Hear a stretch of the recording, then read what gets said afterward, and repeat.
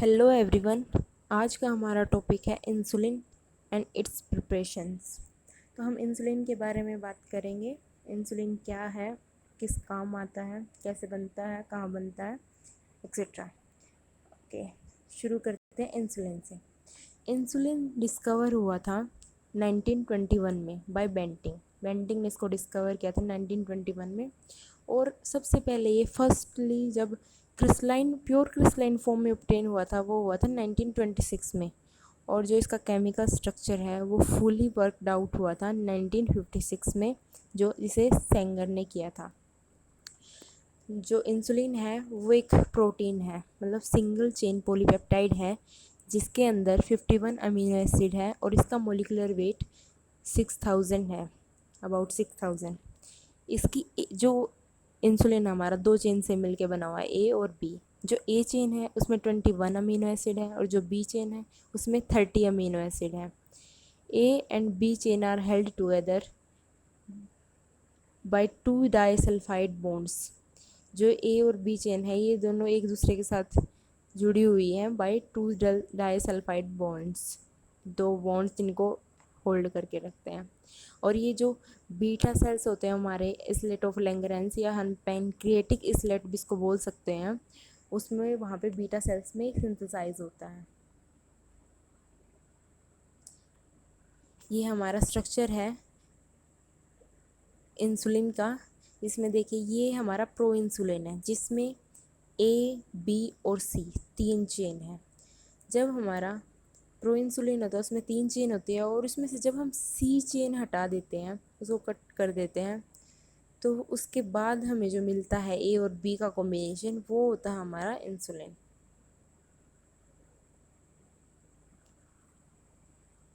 उसके बाद synthesis of insulin.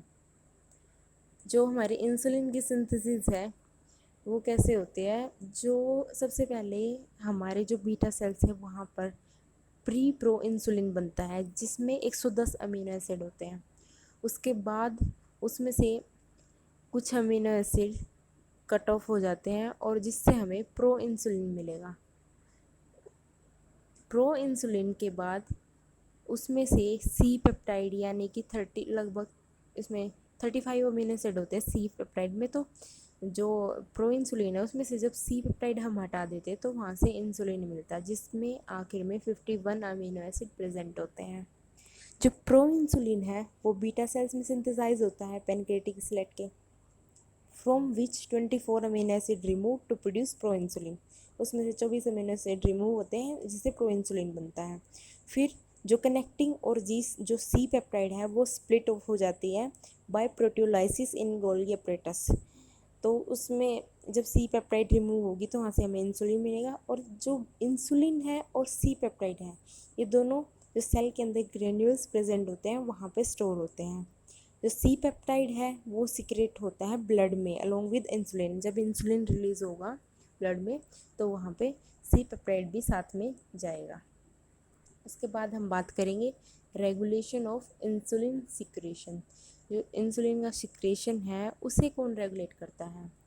जो इंसुलिन सिक्रेशन जो इंसुलिन है वो नॉर्मल बेसल कंडीशंस में 1 यूनिट इंसुलिन की सिक्रेट होती है हर घंटे बाय ह्यूमन पेनक्रियाज। ह्यूमन के पेनक्रियाज में हर घंटे 1 यूनिट इंसुलिन की सिक्रेट होती है।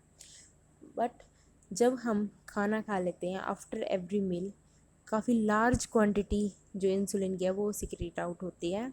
और जो सिक्रेशन है इंसुलिन का from beta cells is regulated by chemical, hormonal और न्यूरोनल। इन तीनों मैकेनिज्म से जो इंसुलिन का सिक्रेशन है वो रेगुलेट होता है। तो सबसे पहले हम बात करेंगे हार्मोन्स की। कौन कौन से ऐसे हार्मोन्स हैं जो इंसुलिन के सिक्रेशन को रेगुलेट करते हैं। हमारा growth hormone, corticosteroids, glucagon, somatostatin, prostaglandin जिसे हम पीजीई भी बोलते हैं, ये सारे केमिकल्स कह सकते हैं हम या फिर हॉर्मोन्स, ये इंसुलिन के सिक्रेशन को रेगुलेट करते हैं। इसके बाद है हमारा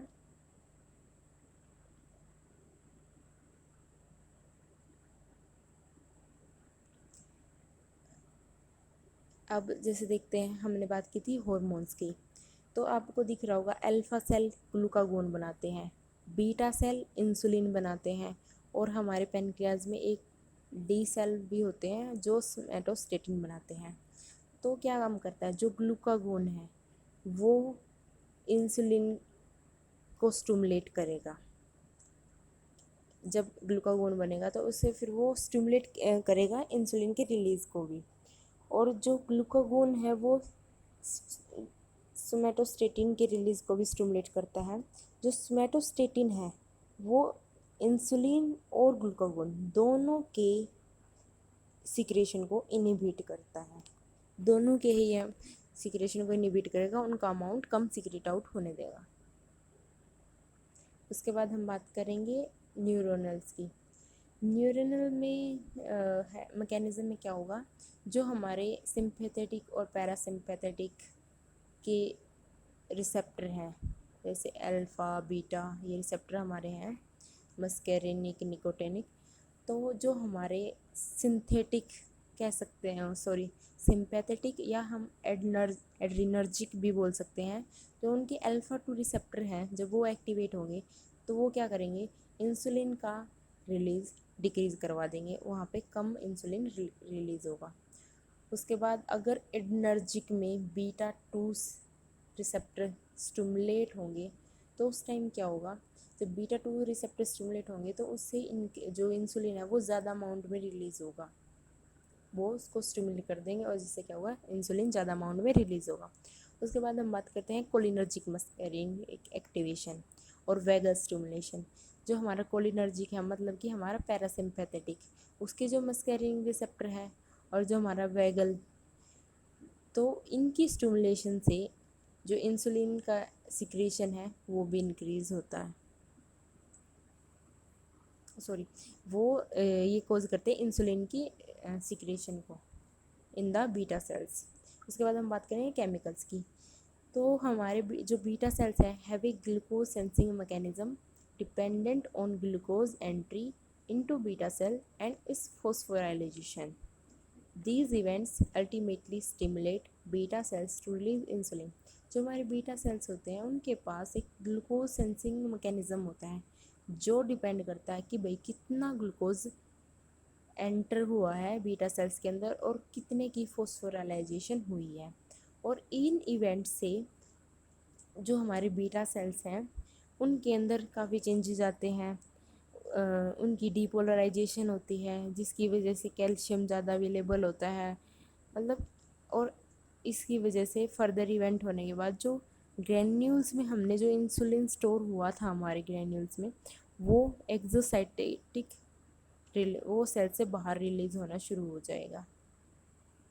ओके, ये हमारा कंप्लीट हुआ regulation of insulin, hormonal, chemical और न्यूरल, ये तीनों ही मैकेनिज़्म उसके सिक्रेशन को रेगुलेट करते हैं। इसके बाद हम बात करेंगे एक्शन क्या क्या है, जो हमारा इंसुलिन है उसके एक्शन क्या क्या है। जो मसल्स हैं और लीवर और एडिपोज टिश्यू, इन तीनों पे हम इंसुलिन के एक्शन की बात करेंगे। जो लीवर है इसमें क्या होता है, ये इंक्रीज़ करेगा glucose Uptake and glycogen synthesis. जो इंसुलिन है वो क्या करेगा, जो ग्लूकोज है उसका अपटेक इंक्रीज़ करवा देगा और जो ग्लाइकोजन बनता है उसका सिंथेसिस भी इंक्रीज़ करवा देगा, जिससे क्या होगा, सारी जितनी भी ग्लूकोज बॉडी में होगी वो लीवर में आती चली जाएगी और उस ग्लूकोज से ग्लाइकोजन बनता रहेगा और वो स्टोर होनी शुरू हो जाएगी। फिर इसके बाद ये क्या करेगा, इनहिबिट करेगा ग्लाइकोजिनोलाइसिस। ग्लाइकोजिनोलाइसिस होता है जब ग्लाइकोजन टूट के ग्लूकोज में कन्वर्ट होते हैं, तो वो इस प्रोसेस को इनहिबिट करेगा और उससे ग्लूकोज का आउटपुट भी इनहिबिट हो जाएगा। उसके बाद ये इनहिबिट करेगा लीवर में gluconeogenesis from protein, pyruvate, free fatty acid and glycerol. जो हमारा ग्लूकोनियोजेनेसिस क्या होता है, किसी भी सोर्स से प्रोटीन, लिपिड, कोई भी सोर्स एक्सेप्ट कार्बोहाइड्रेट को छोड़ के फैट हो, कोई प्रोटीन हो, इनसे जब हम ग्लूकोज बनाते हैं तो उस प्रोसेस को हम बोलते हैं ग्लूकोनियोजेनेसिस। उसको इनिबिट करवाएगा, जिससे क्या होगा, ग्लूकोज का अमाउंट कम होगा। इसके बाद हम बात करेंगे मसल्स की। तो मसल्स में क्या करता है, ये इंक्रीज़ करता है ग्लूकोज का अपटेक, और मसल्स में ज़्यादा ग्लूकोज जाएगा, ज़्यादा यूटिलाइजेशन होगा। ये मसल्स में क्या करेगा, प्रोटियोलाइसिस को इनिबिट करेगा और release of amino acid pyruvate lactate into blood which form substrate for gluconeogenesis in living. मैंने आपको बताया था ग्लूकोनियोजेनेसिस क्या होता है, किसी भी सोर्स से ग्लूकोज बनाना, बस कार्बोहाइड्रेट को छोड़ के। तो ये क्या करेगा, प्रोटियोलाइसिस, प्रोटीन को ब्रेक डाउन नहीं होने देगा ताकि अमीनो एसिड रिलीज ना हो, वो ब्लड में ना जाए और वो सबस्ट्रेट की तरह, मतलब स्टार्टिंग मटेरियल की तरह काम ना करे इन द ग्लूकोनियोजेनेसिस, और हमारा ग्लूकोज ना बन सके। उसके बाद हम बात करेंगे एडिपोज टिश्यू की। एडिपोज टिश्यू में ये कैसे काम करेगा, ये ग्लूकोज के अपटेक को बढ़ा देगा और उसमें ये जो ग्लूकोज है उसको फैट और ग्लाइकोजन की फॉर्म में उसकी स्टोरेज शुरू कर देगा। फिर इसके बाद इनिबिट करेगा लिपोलाइसिस, मतलब कि लिपिड्स की ब्रेकडाउन को इनिबिट करेगा ताकि फैटी एसिड और ग्लिसरॉल्स ना रिलीज़ हो, और जो ग्लूकोनियोजेनेसिस में फिर सबस्ट्रेट की तरह काम ना करे इन द लीवर में जो ग्लूकोनियोजेनेसिस होती है उसमें सबस्ट्रेट की फॉर्म में काम ना करे, तो इसलिए लिपोलाइसिस को ही इनिबिट कर देता है। ओके, इसके बाद हम देखते हैं कुछ इंसुलिन की प्रिपरेशंस। जब कोई भी पेशेंट होता है, जो डायबिटिक पेशेंट होता है, तो जिन केसेस में हमें इंसुलिन देना पड़ता है तो उनके लिए कुछ प्रिपरेशन है जो हम यूज़ करते हैं। तो इंसुलिन की प्रिपरेशन है जो रैपिड एक्टिंग, जो जल्दी काम करती है, शॉर्ट एक्टिंग जो थोड़े कम टाइम तक काम करती हैं। जो रेगुलर इंसुलिन होता है हमारा वो शॉर्ट एक्टिंग होता है, उसकी डोज हमें 2-3 घंटे के बाद देनी ही पड़ती है पेशेंट को।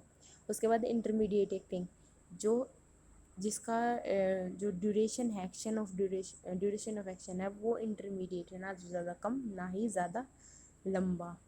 उसके बाद है लॉन्ग एक्टिंग, जो काफ़ी लंबे टाइम तक काम करती है। ओके, आज का हमारा टॉपिक हुआ ख़त्म। ओके, ये है इंसुलिन और उसकी प्रिपरेशन। अगर आपको ये वीडियो अच्छी लगी हो तो प्लीज़ लाइक कीजिए और कमेंट्स में बताइए इस वीडियो के बारे में रिव्यूज़।